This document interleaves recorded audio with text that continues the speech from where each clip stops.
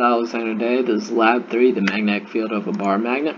The third lab of the semester is measuring the distance dependence of the magnetic field of a bar magnet. Simply put, that as our scanner gets farther and farther away from our bar magnet, the magnetic field should get closer and closer to zero. This is proven by my results. Because for R of 1000 we have 1000 U of t, for R of 1.5 R, for 1.5 R of 1000 we have 351 U of t, for R of 1.75 we have 240.72 U of t, and for 2R we have 174 U of t. We were also calculating our distance dependence, which is n, which I got as negative 2.5273. Models and formulas we use for this is to the right we have our magnet in blue, our phone in yellow is orange, and our magnetic field as the red arrows. And as you can see, as they get farther and farther from the magnet, they get smaller and smaller, or the magnetic field gets a smaller and smaller magnitude. For this equation, we had to use the on-axis magnetic field for a bar magnet, or a dipole in this case for a bar magnet, and which acts very similar to a dipole. We got mu naught over 4 pi times 2 mu over r to the third.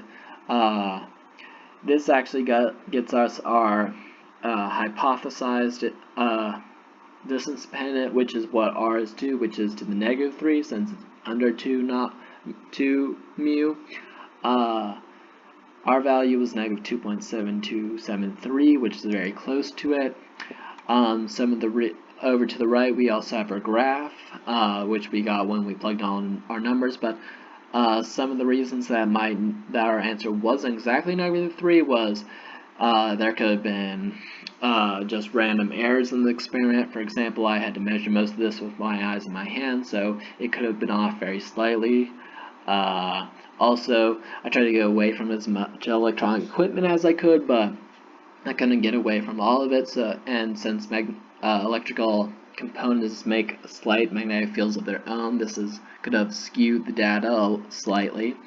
We also defined the 45 degrees measurement, which was we turned our magnet 45 degrees from the on-axis and hypothesized what it would be.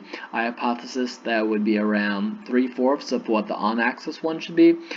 My argument was because on axis the magnetic field is twice that of the perpendicular one, so halfway between those two would be around 3/4. As I experimented, I found my hypothesis had merit for it. For the below values, I have the actual and the expected, and they are around 3/4 of what my original on-axis measurements are. We had 2 questions for the experiment. The first was if I had laid my mirror stick, magnet, and phone that was not on a line that compensated for the Earth's magnetic field, how would our answer have changed? Our answer would have changed based on basically where I placed it, because the magnetic field of the Earth would have been read by the scanner and would have influenced the numbers. So our scanner wouldn't have just read the magnet's magnetic field, it would have read the Earth's as well, skewing our data. Also, our second question is if 2 identical magnets were stuck end to end and I repeated the experiment, what would I expect, and what would I expect to happen? I expect that I would have to double the distance away from the magnets to get the same result, as the magnetic field would be twice as strong. Continuing, we have our Excel sheet. Over on the left, you can see all of our values, our averages, our B of X's. And then over on the right here, you can see our BX of 45 and all of my tested averages for what I got. And you can see they're around 3/4 of what I got for the distance, just regular B of X for the on-axis measurements. Below we have our graph, as you can see, and the rest of our data that I plugged in to get this graph.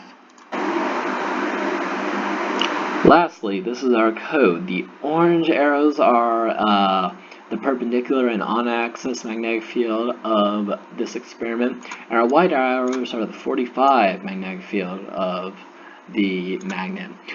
As you can see on the left, below the actual picture is our magnetic fields for the on-axis perpendicular and at 45, and if you take the magnitude of the 45 degree values, you get 420 452, which is very close to my predicted, which would have been 429 for the magnitudes of the 45 compared to the magnitude of the on axis.